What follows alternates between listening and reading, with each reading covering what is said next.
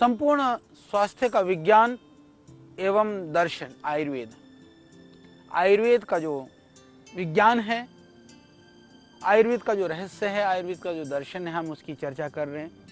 और हमने जाना कि आयुर्वेद किस तरह से ये संपूर्ण शरीर का ही नहीं, संपूर्ण हमारे जीवन का विज्ञान है। किस तरह से हमारे जीवन को ये आयुर्वेद प्रभावित करता है।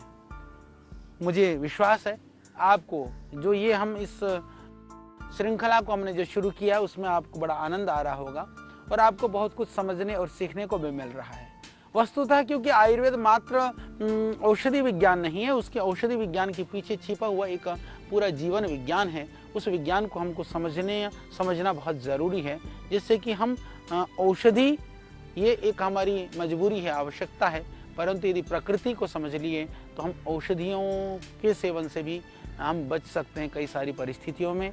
तो हमने बात करी वात पित्त कफ दोष के संदर्भ में, वो वात पित्त कफ दोष से कैसे हमारी प्रकृति बनती है, किस तरह से उसका संबंध प्रकृति के निर्माण में है, हमने उसको जाना। तो अब हम चर्चा करेंगे आज इस विषय के ऊपर कि प्रकृति की विशेषताएं क्या हैं या प्रकृति की पहचान क्या है।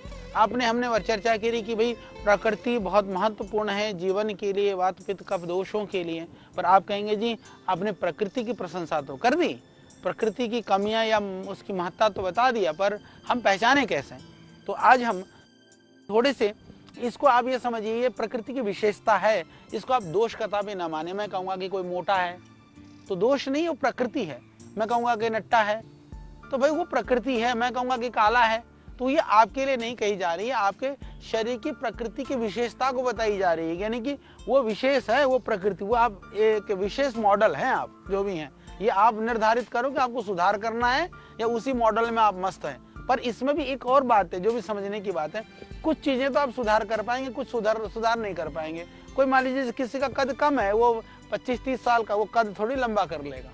कोई मोटा है तो पतला हो सकता है, पतला मोटा हो सकता है। किसी के बाल बिल्कुल सफेद हो गए, कुछ आयुर्वेद से योग से काले भी हो जाएंगे। परंतु जैसे किसी के बाल सुनहरे हैं तो हम कहेंगे ये बाल सुनहरे हैं तो उसको बोले जी एकदम जी काले कर दो, तो वो तो नहीं होगा। या किसी की स्किन तो जैसे ऑयली है, आप कहें जी मेरी स्किन तो ऑयली है, मेरे को बिल्कुल ड्राई कर दो। या किसी का ड्राई है स्किन, वो कहेंगे जी मेरे को तो बिल्कुल जी ऑयली बना दो, तो वो संभव नहीं है। यही प्रकृति है। तो इन प्रकृतियों में कुछ चीजें ऐसी हैं कि हम कुछ सुधार कर सकते हैं। मूल प्रकृति को फिर भी मैं कहूँगा कि नहीं बदला जा सकता, ये आयुर्वेद कहता है, पर उसको बैलेंस किया जा सकता है। तो अभी हम विभिन्न प्रकृतियों की जो विशेषताएं हैं या उसके जो पहचान है, उसके जो शारीरिक उसके जो लक्षण हैं, आज हम इसके ऊपर चर्चा करेंगे। तो ये इस विशेषताओं के विषय में तो हम बात करते हैं वात के लक्षण। जिसके शरीर में वात प्रकृति जो है ज़्यादा बढ़ी हुई हो, तो प्रायः वात प्रकृति के लोगों का जो शारीरिक जो हाइट है या तो थोड़ा कम होगा या फिर थोड़ा सा मध्यम स्थिति का होगा। ये हमेशा ध्यान रख लेना। और ये 100% कई बार सही नहीं होता। एक मोटे तौर पर यानी स्थूल रूप से मैं इस बात को कहना चाहता हूँ, कई बार कुछ प्रकृति के विरुद्ध भी हमारे ये चीज़ें दिखाई देती हैं, पर स्थूल रूप से एकदम समझने के लिए। पर यदि इसको हम सटीक कैलकुलेशन करें, हालांकि मेरी एक पुस्तक है आयुर्वेद सिद्धांत रहस्य, उस पुस्तक के अंदर हमने प्रकृति को पहचानने के लिए एक चार्ट बना करके दिया हुआ है। वो चार्ट के आधार पर यदि आप कैलकुलेशन करें तो काफ़ी आप अपने प्रकृति को कितना प्रतिशत आपके अंदर वात है, कितना कफ है, कितना पित्त है, इसका भी एनालिसिस कर सकते हैं। पर अभी मोटे तौर पर मैं आपको बताना चाहता हूँ कि जैसे वात प्रकृति के व्यक्ति का जो कद है वो थोड़ा औसतन थोड़ा कम होता है, और शरीर जो है बहुत भारी नहीं होता है, हल्का पतला यानी कि मध्यम स्थिति का जो शरीर होता है। शरीर में उसको जल्दी से अकड़न होना, दर्द होना, या फिर शरीर में कंपन वगैरह होना, या जल्दी से कोई हो तो नस वगैरह खींच जाना, अकड़ाहट होना, या शारीरिक रूप से देखें तो जो वात प्रकृति के जो लोग होते हैं बहुत बलिष्ठ नहीं होते हैं, थोड़ा सा वो थोड़े कमजोर दिखाई देते हैं। ये पहचान है शारीरिक रूप से वात प्रकृति के जो लोगों का शारीरिक बनावट। इसी तरह से जो पित्त प्रकृति के जो लोग होते हैं, यदि शरीर की दृष्टि से देखें तो शरीर का जो कद है वो मध्यम कद होता है, यानी कि बहुत ऊंचा भी नहीं, बहुत नट्टा भी नहीं, मध्यम कद होता है। और मांसपेशियां और हड्डियों में कोमलता, यानी कि देखने में जो पित्त प्रकृति के जो लोग होते हैं थोड़े से एक कोमलता से परिपूर्ण से दिखते हैं, और शारीरिक रूप से देखें तो वो थोड़े से उसको मध्यम होता है, यानी कि जो थोड़ी से देखने में सुकुमार से लगते हैं, थोड़े से कोमल से लगते हैं, या सुकुमार भी नहीं क्योंकि वो बहुत सुंदरता वाला तो कफ की प्रकृति मानी गई, यानी जो वायु और जो कफ के बीच की जो स्थिति है, यानी कि शरीर के हिसाब से वो पित्त की स्थिति है, यानी कि थोड़ी सी जो हड्डियों में कोमलता या शारीरिक रूप से जो मध्यम होते हैं वो शरीर पित्त प्रकृति वालों का होता है। फिर हम जाने कफ वालों को। कफ के लिए यदि मैं बात करूं तो जो हट्टे कट्टे जो होते हैं, लंबा कद है और सुंदर और मजबूत शरीर है, शारीरिक रूप से बलिष्ठ होना, तगड़े भी होते हैं। जो विशेष बात है कफ वाले तगड़े भी जल्दी हो जाते हैं पर वो मोटे भी जल्दी हो जाते हैं। तो ये ध्यान कर लेना कि जैसे आपने देखा होगा कि कई लोग कफ प्रकृति के लोग होते हैं, व्यायाम कर करके शरीर को बलिष्ठ और सुडौल बनाते हैं। जब व्यायाम छोड़ देते हैं फिर वो थुल मोटापे में, चर्बी में परिवर्तित हो जाता है। तो इसलिए जिसकी आप समझिए कि मोटापा जल्दी बढ़ने की प्रकृति है तो समझ लेना कि आपकी प्रकृति कफ है। कफ वालों का ही ज़्यादा जल्दी मोटापा बढ़ता है। तो ये मोटे जो लक्षण हैं, वात वाले की शरीर का क्या पहचान है, पित्त वाले के क्या है, कफ वाले का क्या है, मैंने ये आपको बताया है। इसका ध्यान रखिए और ज़रा सा देखिए कि आपकी प्रकृति कौन से वाले से मैच कर रही है। तो बाकी और चीज़ मैं आपको बताऊंगा, आप इसको ध्यान देते जाइए, समझते जाइए। आप लोग पारिवारिक जनों के साथ बैठे हैं तो आप देखते जाइए आपके घर में कौन सा किस प्रकृति से जुड़ा हुआ है। ये विशेषता है, ये विशेषता का तात्पर्य कि उसकी पहचान है। पर जहाँ सुधारना आप सुधार लीजिएगा। व्यवहार और स्वभाव की चीज़ों को तो हम सुधार सकते हैं पर मूल स्वभाव फिर भी रहता है। गुस्सा करने वाला गुस्सा कम तो कर देता है, छोड़ता है नहीं। चिड़चिड़ करने वाला चिड़चिड़ करता रहता है, पर समझिए कि वो क्यों कर रहा है। तो दोषों के आधार पर मैं आपको ये बताने का प्रयास कर रहा हूँ। हमने शरीर के कद काठी की बात करी, मैं जो स्किन और जो बाहर के जो शरीर का ढांचागत स्वरूप की बात करूँ तो जो वात वाले लोग हैं उनका जो शरीर में क्या होती है, रुक्षता होती है, यानी कि थोड़ी सी स्किन जो है ना ड्राई सी रहती है। चेहरे हैं, नाखून है, दांत है, तलवे हैं, इनमें भी आप देखेंगे थोड़ा सा ना खुरदुरापन होता है उनके अंदर। ये इसके अंदर जैसे नाखून भी देखेंगे तो ड्राई से दिखाई देंगे, या आप किन पैरों को देखिए, कई बार जो है वो फटी सी एड़ियाँ, खुरदुरी सी एड़ियाँ और ड्राई सूखा सी शकल। तो ये लक्षण हैं आपके वात प्रकृति के लोगों के। तो इसी तरह से फिर मैं बात करूं कि पित्त के प्रकृति के कैसा होता है, तो पित्त वालों का क्या होता है कि उसके शरीर में थोड़ी सी कोमलता होती है, जैसे मैंने पहले बताया। चेहरे पर शरीर का जो साफ रंग होने पर भी, रंग तो साफ होता है पर कई बार तिल हैं, मस्से हैं, पिंपल्स है, ये सब झाइयाँ हैं, ये पित्त प्रकृति वालों को जल्दी से हो जाता है। यानी कि शरीर तो देखने में तो सुंदर होता है पर उस सुंदर चांद में भी कहीं ना कहीं दाग धब्बे दिखाई देने लग जाते हैं। वो लक्षण सीधे से पित्त प्रकृति वाले का है। इसी तरह से मैं कफ वालों की बात करूं तो कफ वाले जो लोग हैं उनके शरीर में स्निग्धता आप देखेंगे, जो ऑयली स्किन है या बहुत सॉफ्ट स्किन है, बिल्कुल आप देखेंगे कि बहुत सॉफ्ट होते हैं। हाथ वगैरह भी, उनके शरीर भी, उनके मांस भी आप देखेंगे और चिकनाहट होती है और खिली सी स्किन, जैसे ना बिल्कुल अच्छी सी देखने में जो चमकती हुई चमड़ी है ना, ये कफ वालों की ज़्यादा होती है। तो ये आप ध्यान रखिए। तो ये हो गया कि हमारे शरीर की प्रकृति को मैंने बताया। फिर हमने त्वचा, स्किन, जो हमारे शरीर के नाखून आदि के विषय में बात करी।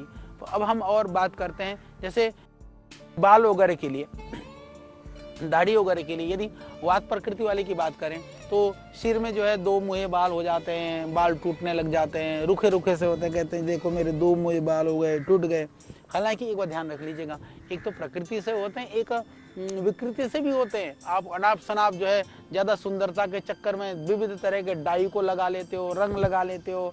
और मैंने तो ऐसा देखा, भगवान ने इतना सुंदर बनाया, लोग बंदर की तरह बंदर बन के घूमते हैं। मैंने तो ऐसे भी देखा है, एक कोई लोग तो सर पे जो है इतने तरह के रंग लगा देते हैं कि वो देखो तो सच में लगता है कि कहीं जंगल से निकल करके आया हुआ कोई नया कोई प्राणी पैदा हुआ है, ऐसा दिखाई देता है आदमी। तो इतने खतरनाक स्वरूप हम बना लेते हैं, फिर वो प्रकृति में नहीं आएगा। तुमने केमिकल लगाया, तुमने गलत चीज लगाई, तुम्हारे बाल रुखे हो गए, तुम्हारे 2 मुंह हुए, फिर मेरे को दोष मत देना। आचार्य जी आप बता रहे थे वात प्रकृति का, मैं तो कब प्रकृति का हूँ, पर बाल के लक्षण तो ये वात प्रकृति के हो रहे हैं। नहीं, इसमें मैं आपको ये बताना चाहता हूं कि वस्तुतः ये जो है ये सहज रूप में, यानी बिगाड़ने से नहीं, तुमने बिगाड़ दिया तो इससे ये भी समझ सकते हैं ना आप, यानी कि आपकी प्रकृति वह प्रकृति नहीं थी, आपने केमिकल के माध्यम से या विविध तरह के ये जो सौंदर्य प्रसाधनों के माध्यम से अपने अपनी प्रकृति को बिगाड़ ली। यानी कि फिर सिर में आपने रूखा कर दिया, 2 मुँहे बाल हो गए, जल्दी जल्दी बाल टूटने लग गए। और हाँ, इसमें से जैसे शरीर में, दाढ़ी में, जैसे पुरुष है तो जैसे शरीर में भी थोड़े से कम बाल होना या दाढ़ी वगैरह या मूछें वगैरह थोड़ी कम होना, यह भी कहीं ना कहीं वायु के कारण से है। ये वात प्रकृति की पहचान है। पर सेम चीज़ के लिए यदि मैं कहूँ पित्त वाले का क्या होते हैं, तो इनके जो है थोड़ी सी रेडिस वाले, थोड़े से लालिमा युक्त है या भरे हुए हैं या कभी कभी थोड़े सामान्य भी हो जाते हैं, परंतु जो जितने गंजे हैं, जल्दी जो गंजे हो जाते हैं, गंजा होने में पित्त प्रकृति मुख्य कारण है।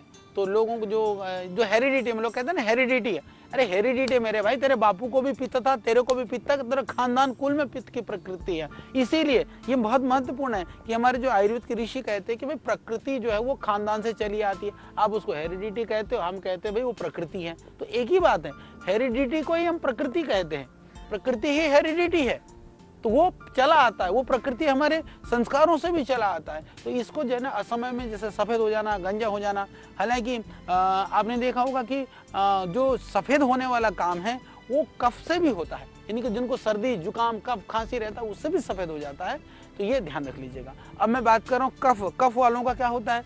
तो कफ वाले की जो बाल हैं आप देखेंगे जितने भी जो घने हैं, घुंघराले हैं, लंबे हैं, काले हैं, ये बालों के लक्षण है कफ वालों की।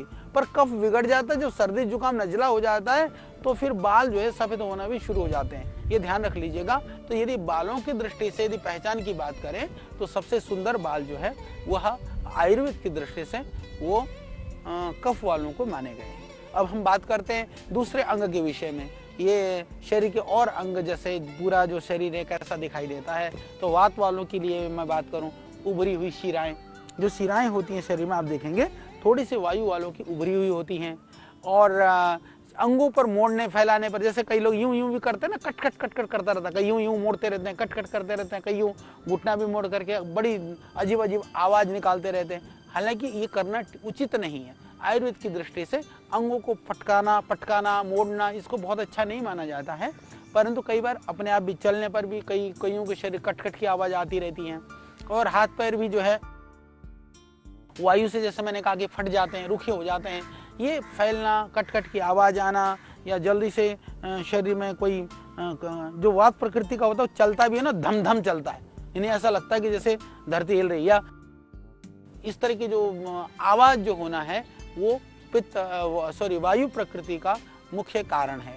फिर पित्त वाले के शरीर में क्या होता है कि आप देखेंगे, ये तो वायु की बात करी, शरीर में क्या होता है उसके अंग में, नाखूनों में, आँखों में, या फिर अपने जीभ पर, हथेलियों में, ये जो है ना कई बार आप देखेंगे काला हो जाता है, ड्राई हो जाता है पित्त वाले की स्किन की दृष्टि से। जैसे मैंने कहा कि वो कहीं ना कहीं कालीमा भी आ जाती है। पहले जैसे मैंने कहा कि तिल वगैरह होते हैं, तो इस तरह से होना ये पित्त प्रकृति का है।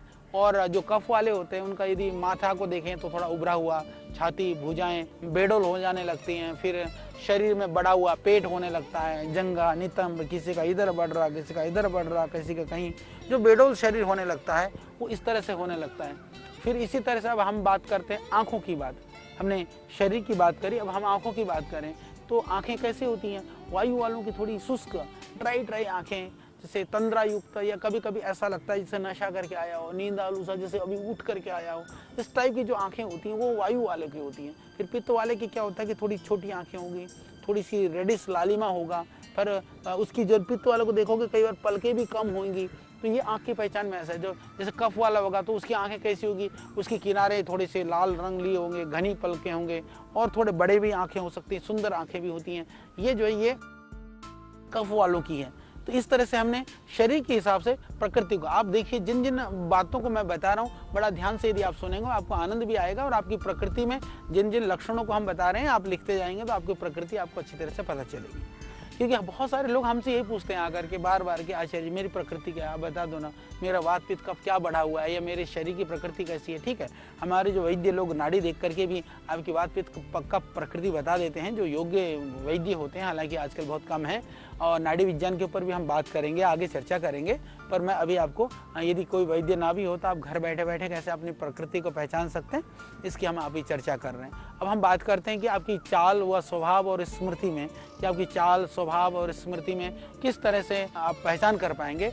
तो वायु वाले जो है उनके स्वभाव में क्या होती है कि थोड़ी चंचलता होती है, जैसे मैंने कहा ना, अस्थिरता, जल्दी जल्दी वो जल्दी बोलने वाला, जल्दी क्रोध करने वाला, जल्दी जल्दी खाने वाला, यानी कि जो काम खटाखट करने वाला वो जल्दी जल्दी याद भी कर लेगा, जल्दी जल्दी दौड़ भी लगाएगा, जल्दी से फिर भूल भी जाएगा और फिर खटाखट कुछ करके भी आएगा, फिर फटाफट पछताएगा भी। यानी कि सब काम फटाफट जल्दी से बोले, हाँ ये तो मेरा बहुत प्रिय है, थोड़ी देर में पता चला कि ये वही अप्रिय है, थोड़ी देर में पता चला कि ये तो मेरा अपना है, थोड़ी देर बाद कहते हैं ये तो बेकार आदमी है। यानी कि थोड़ी थोड़ी देर में अपनी पसंद को परिवर्तित करने वाला, पसंद नापसंद को परिवर्तित करने वाला। और जब कोई चीज़ बड़ी बड़ी बातें करेगा, कोई संघर्ष की स्थिति आ गई तो एकदम भाग जाएगा और चलने में तो तेज चाल होगा। हाँ ध्यान रखिएगा, जब मैं प्रकृति की बात कर रहा हूँ तो इसमें से कुछ गुण सब में होते हैं, कुछ गुण किसी में नहीं होते हैं। यानी कि दोष कहिए चाहे गुण कहिए, तो इतना ही समझ लेना, उसमें से उतना दोष उसमें नहीं है। जब मैं वात की बात कर रहा हूँ, बाकी लक्षण वात वाले हैं, परंतु कुछ गुण पित्त वाले भी हो सकते हैं, कुछ कफ वाले भी हो सकते हैं, इसलिए मिश्रित गुण है। ये भी ध्यान रख लीजिएगा, क्योंकि शरीर में ये वात पित्त कफ कई बार ज्यादा कई बार कम के रूप में भी रहते हैं। तो इसीलिए इसको सिर्फ एक ही व्यक्ति के ऊपर सारा घटित नहीं होगा, कुछ अलग अलग व्यक्तियों के अंदर कुछ अलग अलग गुण होंगे, पर इन सब को मिला करके हम वात पित्त कफ का निर्धारण जरूर कर सकते हैं। तो ये वात की प्रकृति का जैसे मैंने कहा, तो पित्त वाला क्या करेगा, वो स्वभाव से तेजी में रहेगा, हमेशा तेजी में रहेगा। और पित्त वाला क्या है कि क्रोधी होता है, ज्यादातर पित्त प्रकृति के जो लोग होते हैं वो क्रोधी होते हैं। और इसमें जो है शरीर में तो तेजी दिखाता है, बोले मैं देखूंगा, मैं ये करूंगा, मैं वो कर दूंगा, उसको हिला दूंगा, उसको तोड़ दूंगा, उसको फोड़ दूंगा, पर फिर भी जो है क्या करेगा, परिस्थितियों से मुकाबला नहीं करेगा। जब वैसी बात, चलो छोड़ो ना, अरे छोड़ दिया, चल तेरे को छोड़ दिया, छोड़ा नहीं, यानी कि वो दिखाता ज्यादा है परंतु हिम्मत नहीं है। यानी वो प्रदर्शित तो ऐसा करता है कि बस ये जा करके बिल्कुल उस युद्ध में फतेह करके आने वाला है, पर पता चला कि भाई तो जा करके समझौता ही करके आ गए, कि बोले मेरा बस का नहीं भाई, तू मान जा, बस मान जा मान जा। ये जो प्रकृति वाले, ये पित्त वाले करते हैं ज्यादा, ये ध्यान रख लेना। और यदि मान लीजिए कि आप भी ऐसी प्रकृति के हो तो समझ लेना कि वो पित्त वाला गुण है ये, यानी कि ये इसको गुण मानिए दोष मानिए, हम तो इसको विशेषता मान रहे हैं कि ये विशेषता प्रकृति की है, वो विशेषता दुनिया की दृष्टि से यदि वो दोष है तो आप उसको दूर करिए। इसी तरह से यदि हम बात करें कि यदि सामान्य याददाश्त के रूप में करें तो ये जो है थोड़ा सा मध्यम स्थिति का ही व्यक्ति होता है। और कई बार सहनशीलता होता नहीं है, सहनशील नहीं होता है, पर दुस्साहसी ज्यादा होता है। दुस्साहसी मतलब कि जितने भी यदि आप देखेंगे कि जो गुस्से में आकर के जो अनर्थ करते हैं, जो आवेग में आकर के जो हिंसा करते हैं, जो दूसरों को पीड़ा देते हैं, उनमें आप देखोगे कि ज्यादा पित्त प्रकृति ही के ही लोग होते हैं। तो यानी कि चाल तो मध्यम गति के होते हैं, पर दुस्साहसी ज्यादा हो जाते हैं पित्त प्रकृति के लोग। तो अब हम बात करेंगे कफ के विषय में। कफ के विषय में बात करें तो स्वभाव अभी हम कफ का स्वभाव की बात करें। स्वभाव कैसा होता है कफ वाला, आलस से होता है, वो अरे चलो पढ़े हैं, या अच्छी याददाश्त, उसकी याददाश्त तो अच्छी होती है, वो आलसी होते हैं, ना भूलने वाले होते हैं, उनको जैसे कहते हैं ना, निर्णय भी बस ठीक है जी जैसा है हो जाएगा, बेपरवाह एकदम जैसे कहते हैं ना। और ढीलापन दूसरे का, पर ढीलेपन होने पर भी जब शुरू कर दिया काम तो लग जाएंगे, फिर नहीं छोड़ेंगे। उनके अंदर सहनशीलता भी होती है, ये कफ प्रकृति वालों के होते हैं। नहीं लापरवाह तो होते हैं पर सहनशील भी होते हैं, वो आलसी होते हैं पर काम कर लेते हैं तो शुरू कर देते हैं तो कर ही लेते हैं, ऐसे कफ के लोग के होते हैं। अब मैं ये बात करूं कि इन लोगों की मन और विचार कैसे होते हैं, तीनों दोष वालों के। तो मन में वात प्रकृति के जो लोग होते हैं, मन में विकार व शरीर में रोग जल्दी उत्पन्न हो जाते हैं। यानी कि वायु वाले के वो मानसिक रूप से बड़े, क्योंकि वो चंचल होते हैं तो कभी मन इधर, कभी मन इसमें, कभी मन उसमें, कभी इस पदार्थ में, कुछ व्यक्ति में, कहीं पर भी हो सकता है। वो शरीर में रोग जल्दी उत्पन्न हो जाते हैं इसकी वजह से, क्योंकि मन जितना जल्दी चलेगा शरीर में रोग उतना ही उत्पन्न हो जाएगा। मानसिक रूप से थोड़े कमजोर भी हो जाते हैं। यदि ज्ञान की मैं बात करूं या उनकी सामर्थ्य की बात करूं तो वहाँ पर वो थोड़े से मध्यम स्तर या निम्न स्तर के ही होते हैं, और काम को वायु प्रकृति वाले जो ना फटाफट करने वाले होते हैं।